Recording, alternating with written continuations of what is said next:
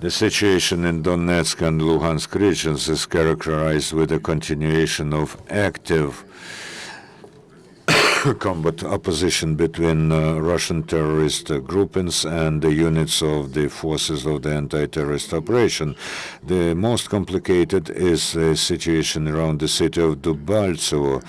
The illegal armed formations continue to assault the positions of the Ukrainian military next to the city of Uglegirsk and settlements Sanzharyuk and Nizhny Lozove, Artemievsk district, Donetsk region, with an aim to gradually push out the Ukrainian forces from their positions. Also, over the last 24 hours, the terrorists launched assaults of strongholds and road checkpoints of Ukrainian military next to the settlements Luhansk and Leninsk in Donetsk region.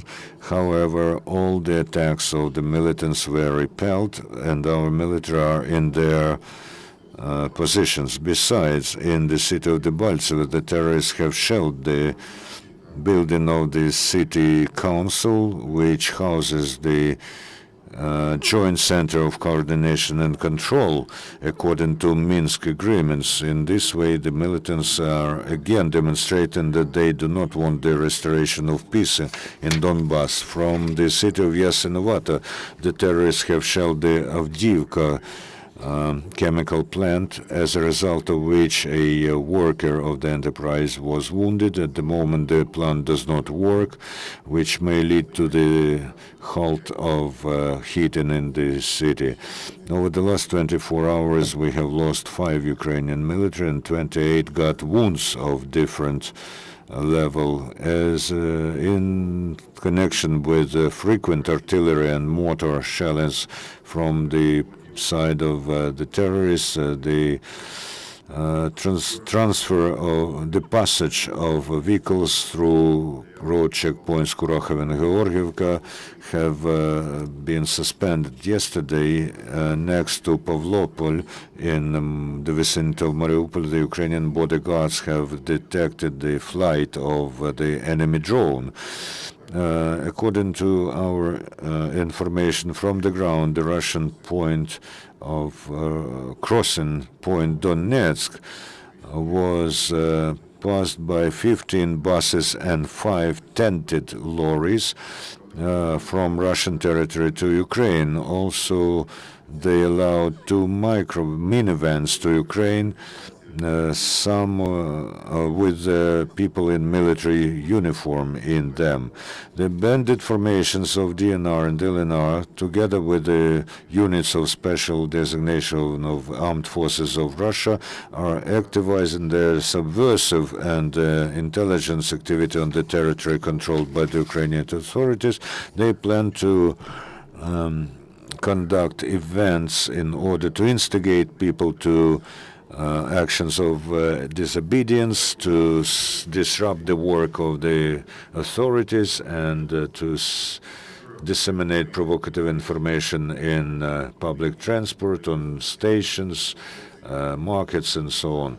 We call upon the citizens to display vigilance and not to yield to enemy's provocations. Yesterday, the government of Ukraine has resolved to create a joint register of the families of military who were killed as a result in the course of the anti-terrorist operation and who are not provided with their dwellings. The information will be provided by the Ministry of Defense, National Guards, Border Guards, the Security Service of Ukraine, the Service for Extraordinary Situations, and the State Service of Special Transportation. Ukraine does provide rewards for their military who protect their motherland. At the initiative of the President of the Ukraine, the government decided to additionally award the military who take part in the anti-terrorist operation, who are successful in their combat acts. For instance, if the brigade has successfully perform the combat task, they get additionally 365,000 hryvnia, a regiment 243,000, battalion 121,000, and a company 60,000. The evacuation of peaceful residents from frontline cities continues. Yesterday, the volunteers have transported to Slovyansk people from settlements that suffer as a result of shellings from the terrorists. In particular, from Debaltseve, 243 people, including 27 children, were evacuated, 107 people from Mironivka and 250 from Avdiivka, including 11 children. All in all, over the 3 last days of January, the zone of the conflict was left by 1,872 people. The Ukrainian Power Authority provides humanitarian relief to the cities in spite of the continuous shelling from the part of terrorists. In particular, yesterday, the State Emergency Service delivered to Avdiivka polyethylene film, medicines, and fire extinguishing equipment.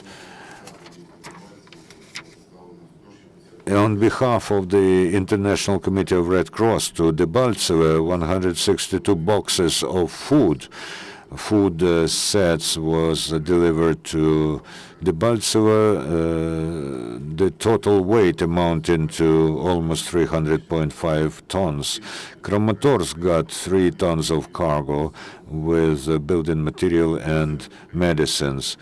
As a result of the sharpening of the situation on the front line, the medical personnel of Artemivsk Central District Hospital works in a reinforced regime. They were joined by specialists from neighboring settlements, also by people from Kiev and Kharkiv. And the personnel from the medical company of the National Guards of Ukraine and volunteers also take part in the treatment of wounded. Recently, they have evacuated a hospital from Svitlodarsk that also suffered as a result of shelling by the militants. The first priority medical help is given to almost 100 wounded. The Ukrainian patriots do support their defenders. They help to military and National Guards in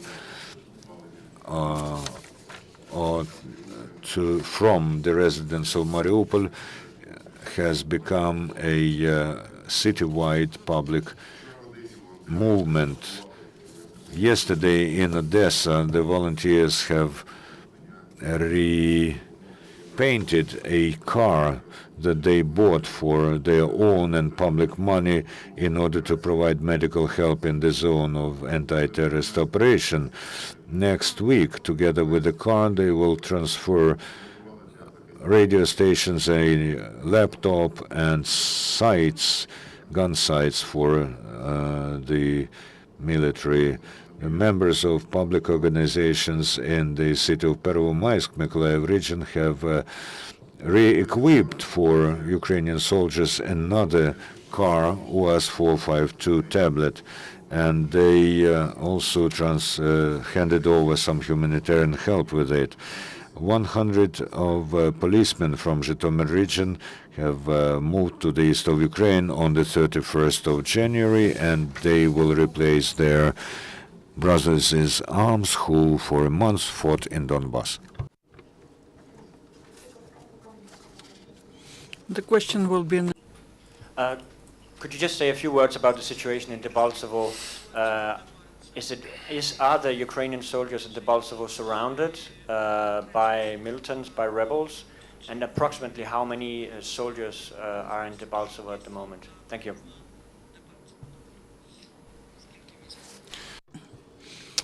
Дякую за... The city of Debaltseve.